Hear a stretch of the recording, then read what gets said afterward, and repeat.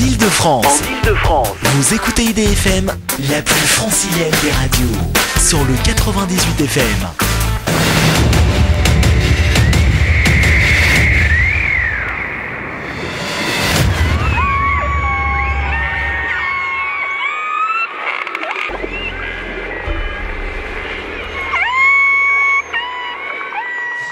Chers auditeurs, bonjour. Je suis à l'Assemblée nationale en compagnie du député républicain, c'est comme ça maintenant Tout à fait, député républicain, député maire de Belfort, dans le territoire de Belfort. Oui, monsieur Damien Meslot.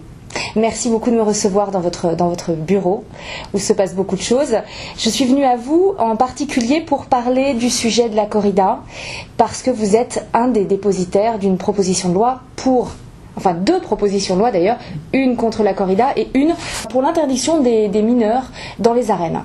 Alors cette proposition de loi, cette nouvelle numéro 3018 est assez récente, vous l'avez écrite et co-écrite, c'est ça? On dit comme ça? Je l'ai écrite et elle a été co-signée par un certain nombre de mes collègues, puisque Éric Stroman, Yves Fromion, Arlette Groscost, Lionel Lucas, Dominique Dor, Jean-Pierre Decolle, Lucien de Gauchy, François Rochebloine, François de Mazières, Virginie Duby-Muller et Michel Heinrich ont décidé de la co-signer avec moi. Donc j'ai travaillé sur ce sujet grâce à une des correspondantes du CRAC dans le territoire de Belfort, Chantal Giraud, et ce qui nous a semblé important, c'est au-delà si vous voulez, du combat contre la corrida, c'est déjà dans un premier temps d'interdire aux mineurs de moins de 16 ans d'assister à ce spectacle qu'on considère comme violent.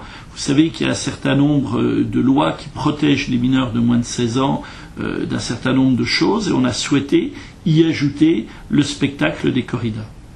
Et alors, pour les néophytes comme moi et comme certains auditeurs, quand on dit co-signer, ça veut dire qu'ils approuvent votre proposition de loi? Voilà, tout à fait. C'est-à-dire qu'ils portent cette proposition de loi avec moi, donc ils sont évidemment d'accord avec ce qui est écrit dans la proposition de loi, mais ça veut dire aussi qu'ils veulent se battre à mes côtés pour faire approuver cette proposition de loi.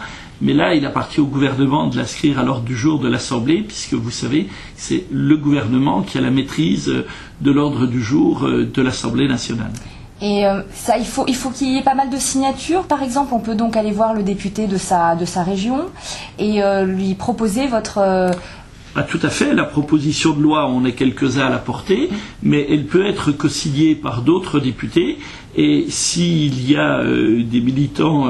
du CRAC dans les différents départements, ils peuvent aller voir leurs députés avec ma proposition de loi en leur demandant de la co-signer. Plus il y aura de gens qui iront voir leurs députés pour leur demander de co-signer, plus il y a de chances que le député prenne en compte et co-signe cette proposition de loi. Et vous pensez donc que logiquement, s'il y a un bon nombre de signatures, ça fera pression au niveau de l'ordre du jour? Plus il y a de signatures, plus on a de chances de l'avoir présenté dans un ordre du jour décidé par le gouvernement. Parce que, bien évidemment, le gouvernement, il est comme tout le monde, il regarde s'il y a une ou deux co-signatures, bon, ça fait pas beaucoup pression. S'il y a beaucoup de co-signatures, à ce moment-là, ça peut faire pression. Et je sais que certaines de mes collègues, je dis certaines parce que je pense en particulier à deux députés femmes qui ont déposé des propositions de loi qui vont dans le même sens. S'il y a beaucoup de députés qui signent, ou de sénateurs, d'ailleurs des sénateurs peuvent déposer une proposition de loi identique au Sénat, eh bien nous avons beaucoup plus de chances de voir cette proposition de loi inscrite à l'ordre du jour et donc adoptée après. Vous pensez que la proposition de loi visant à interdire l'accès des mineurs risque d'avoir plus de chances de passer? Parce que l'abolition de la corrida ferme et définitive, j'ai l'impression qu'elle fait preuve de beaucoup de blocage. Il y a évidemment des lobbies qui agissent et qui font tout pour empêcher, mais je pense que dans un premier temps, cette proposition de loi visant à interdire aux mineurs de moins de 16 ans d'assister à une corrida et en particulier à la mise à mort du taureau, qui est souvent une scène assez violente, ça peut permettre de donner plus de chances à proposition de loi de passer, puisqu'on n'interdit pas à ce moment-là la corrida, on interdit simplement aux mineurs de moins de 16 ans d'y assister. Donc c'est une première étape, mais c'est pas aussi radical que l'interdiction de la corrida. Donc à mon avis, on a plus de chances de trouver une majorité sur cette proposition que l'interdiction pure et simple de la corrida. Et il est possible de toute façon de proposer les deux en même temps. On peut proposer les deux.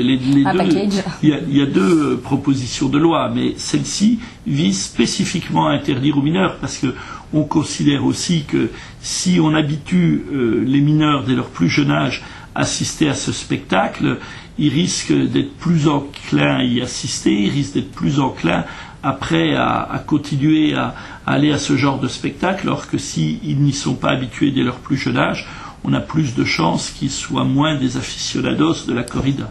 Évidemment. Alors vous êtes également donc invité pour l'ensemble de la protection animale, puisque c'est une émission qui est consacrée à la protection animale. Quels sont vos autres combats ? Alors écoutez, moi je suis également maire de Belfort, qui est la préfecture du territoire de Belfort, comme vous le savez, et j'ai décidé de mettre une conseillère municipale déléguée à la condition animale, ce qui permet d'avoir un certain nombre d'actions. Par exemple, une des dernières actions, nous avons réalisé des abris pour chats qui sont disséminés dans toute la ville avec une association de protection des félins qui s'appelle Félis. Nous avons construit des abris. Nous allons nourrir les chats, nous les stérilisons nous les vaccinons, nous les stérilisons, et nous avons eu droit à un article dans 30 millions d'amis, et nous avons d'ailleurs un partenariat qui se fait avec Félis et qui se fait également avec 30 millions d'amis pour contribuer à renforcer notre action vis-à-vis des chats. Et notre conseillère municipale est très active aussi. Travaillons bien sûr avec la SPA locale, à qui nous fournissons un certain nombre de moyens pour recueillir les chats et les chiens. Donc bref, c'est une politique globale de la protection animale que nous avons mis en place sur la ville de Belfort. Oui, vous êtes un peu un pionnier dans l'aventure.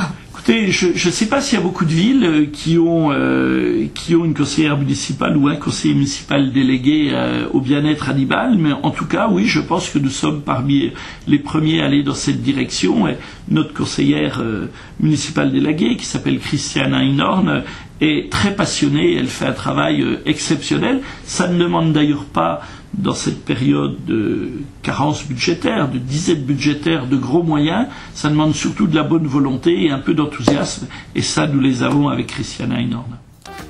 Moi j'ai toujours aimé les animaux, et je me souviens que tout petit mon grand-père m'emmenait à la SPA, j'aimais beaucoup y aller, et j'ai eu l'occasion depuis que je suis député de faire un certain nombre de projets avec la SPA de Belfort, et là nous continuons à travailler ensemble pour restaurer des cages, pour refaire, on a refait la cour, là on a fait une infirmerie aussi pour les chats et les chiens, et nous sommes en train de travailler sur d'autres projets parce que l'SPA locale a des moyens limités, et donc nous mettons en place tous les ans un plan d'aide qui permet de moderniser des installations qui dataient de plusieurs dizaines d'années et qui étaient plus tout à fait adaptées à la vie moderne. Donc on essaye chaque fois qu'on le peut d'améliorer les choses, mais il y a encore beaucoup à faire.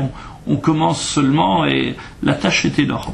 Et vos citoyens électeurs, ils en pensent quoi? Ils réagissent comment? Écoutez, on a plutôt des bons échos. Enfin, j'ai jamais reçu de lettres, je dirais, disant qu'on faisait mal en faisant cela. Au contraire, les gens sont plutôt contents quand ils voient ce qu'on met en place. Alors, c'est vrai que j'ai des élus d'opposition qui se moquent un peu, parce que quand on passe un dossier où on parle du bien-être animal, certains nous disent oui, vous occupez plus des animaux que des êtres humains, ce qui est tout à fait faux, parce que le budget qui est consacré au bien-être animal est très modeste, mais en revanche, nous avons beaucoup de bénévoles, nous travaillons beaucoup avec les associations, et vous savez, les associations ont tellement de bénévolat, tellement de bonne volonté, qu'avec très peu de moyens, on arrive à mettre le petit plus qui permet de réaliser beaucoup de choses. Donc je crois qu'il faut avoir une volonté politique.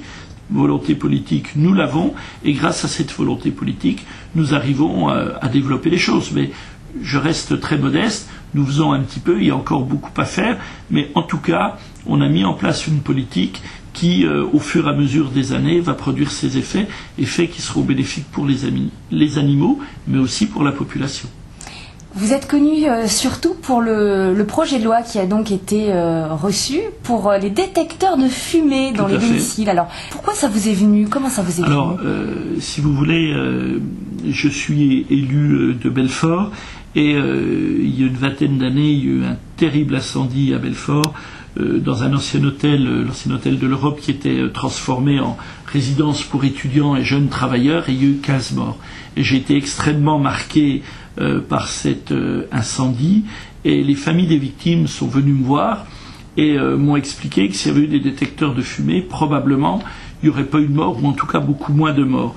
Et je me suis penché sur la législation et je me suis aperçu qu'effectivement, alors que beaucoup de pays, l'Angleterre, le Canada, avaient mis en place une législation pour les détecteurs de fumée et avaient une couverture qui était de l'ordre de 85 à 90% de logements équipés, nous étions à moins de 1% en France. Donc j'ai déposé une proposition de loi et j'ai travaillé dessus. Donc on l'a fait passer en première lecture à l'Assemblée, première lecture au Sénat, ensuite il a fallu revenir en deuxième lecture à l'Assemblée, puis au Sénat, puis après, pour accélérer les choses, nous l'avions fait passer par un cavalier par rapport à une loi sur le logement. Ça a été retoqué par le Conseil constitutionnel, donc on est revenu au Parlement et nous l'avons définitivement fait adopter. Et désormais, les derniers chiffres que j'ai laissent à penser qu'on approche des 50% de logements équipés désormais en France, ce qui est un bond vraiment considérable et ce qui va permettre de sauver beaucoup de vies, ce qui était le but de cette loi. Et il a fallu, parce que là aussi les lobbies, c'est comme la corrida était très fort, un gros lobby immobilier qui craignait que ça fasse des frais supplémentaires et tout, mais nous avons réussi à l'imposer et nous pensons que grâce à ce dispositif, il y aura plusieurs centaines de vies qui seront épargnées chaque année. Donc là, je suis vraiment très content d'avoir pu le faire adopter. Vous voyez, il faut des combats longs, c'est 10 ans de combat, de travail avec l'association des victimes, l'association des grands brûlés, avec les pompiers qui nous ont beaucoup aidés, ensuite les logeurs sociaux. Enfin, on a vraiment fait un travail très important. On a fait un colloque, on a organisé toute une série de pressions sur les différents acteurs. Et enfin, nous avons réussi à la faire adopter. Et là, je crois que dans chaque année, il y aura des centaines de vies qui vont être sauvées grâce à cette loi. Oui, personnellement, j'ai vécu aussi dans mon immeuble un incendie. Et maintenant, on a les détecteurs. Et je pense que ça change beaucoup de choses. Ça, c'était la parenthèse. Merci. Et donc, vous parlez de 10 ans. C'est très très long, hein, apparemment, pour faire monter une loi. Alors, si vous voulez, c'est vrai, mais l'organisation de notre Constitution fait que quand c'est un projet de loi, c'est qui est présenté par le gouvernement, comme le gouvernement a la maîtrise de l'ordre du jour de l'Assemblée, il l'inscrit rapidement. Quand c'est une proposition de loi qui est d'origine parlementaire, eh bien, il faut arriver à convaincre le gouvernement de l'inscrire à l'ordre du jour. Et puis, dans le combat des détecteurs de fumée, il y a beaucoup de lobbies, donc ça a pris du temps. Je pense que pour la corrida, ce sera la même chose. Il faudra du temps, parce qu'on sent bien qu'il y a des lobbies qui sont importants. Mais moi, ce que je souhaiterais aussi, et là je reviens sur la corrida, c'est qu'on explique aussi aux gens tous les fonds publics qui sont investis dans les corridas. Parce que ce qu'il faut savoir, c'est que les corridas, sans les aides publiques, ne pourraient pas survivre. Il y a beaucoup de fonds publics, de collectivités locales, qui sont versés aux corridas, ce qui permet aux corridas de se maintenir, parce que le public n'est plus assez nombreux maintenant pour avoir un équilibre économique lorsque des corridas sont organisées. Donc il faut aussi dénoncer l'argent des contribuables, à mon sens, ne doit pas servir, surtout dans cette période où on a des grosses difficultés financières, ne doit pas servir à faire des spectacles de corrida. Dans un premier temps, on devrait au moins exiger que les gens, s'ils veulent organiser des corridas, ils le fassent uniquement sur des fonds privés, ils ne le fassent pas avec des fonds publics, avec l'argent de nos impôts. Oui, ça c'est très important de le rappeler, effectivement. Mais je le dis parce que peu de gens savent que les corridas sont fortement subventionnés et que sans cette aide, la plupart des corridas ne pourraient pas être organisées. Oui, tout à fait. Donc il faut bousculer un petit peu nos ministères et nos hauts fonctionnaires pour que cette proposition qui a été votée par le Parlement européen soit inscrite et surtout respectée au niveau de notre pays. Ça veut dire que même si une loi est inscrite, elle n'est pas forcément respectée. Alors, une fois qu'une loi est votée, il faut qu'il y ait les décrets d'application pour qu'elle soit, et il est arrivé que des lois votées ne soient pas rentrées en vigueur parce qu'il n'y ait pas le décret d'application. Donc sur les détecteurs de fumée, on arrive à avoir le décret d'application, il n'y a pas de souci. Mais après, c'est aux parlementaires de suivre la sortie des décrets d'application au niveau du JO. Donc voilà, donc en tout cas, une loi votée, à mon sens, doit s'appliquer. Donc une loi votée doit être appliquée. Décidément, on a un vrai cours d'éducation civique, c'est génial. Vous savez, nos institutions sont des fois un petit peu compliquées, mais en plus, je vous rappelle qu'il y a un principe clair, c'est que les lois européennes s'imposent aux lois nationales. C'est le principe de subsidiarité. Donc, il faut clairement, si la loi est votée, qu'elle s'applique, y compris à notre pays. Donc après, ça fera effet boule de neige en toute logique et il y aura, je pense, une proposition. Alors, je ne sais pas quel est le montant des fonds européens qui sont donnés aux corridas. Moi, là, je connais mieux les fonds qui sont donnés par les collectivités locales, mais c'est aussi choquant que ce soit des fonds européens ou des fonds des collectivités locales. En tout cas, pour moi, ces corridas doivent s'équilibrer en elles-mêmes. On ne doit pas faire appel à l'impôt des contribuables pour équilibrer ce type de manifestation. Quand on sait qu'il y a énormément de CRS qui sont déployés pour protéger les arènes, qu'est-ce que vous en pensez ? Écoutez, moi je pense que en ce moment, après ce qui s'est passé et qui nous a tous horrifiés, il faut que les forces de l'ordre se concentrent sur la sécurité de nos concitoyens. Alors, je ne sais pas combien de CRS sont déployés. Ce serait intéressant de poser la question au ministre de l'Intérieur, mais je pense que la priorité, et tout le monde en conviendra, c'est de protéger nos concitoyens pour éviter que des attentats comme ceux du 13 ne se reproduisent et pas de protéger les corridas ou les toreros qui peuvent se produire dans ce type d'enceinte, sachant quand même qu'il faut que l'ordre républicain règne partout, mais je ne crois pas que lorsqu'il y a eu des manifestations anti-corrida, enfin, de ce que j'ai vu, les militants anti-corrida aient fait preuve de violence. Je pense plutôt que c'était l'inverse. En tout cas, moi je suis contre toute forme de violence, d'où qu'elle vienne. Je pense qu'on peut très bien défendre une cause en ayant des manifestations pacifiques, mais qu'en aucun cas il ne faut utiliser la violence, ni d'un côté ni de l'autre d'ailleurs. Oui.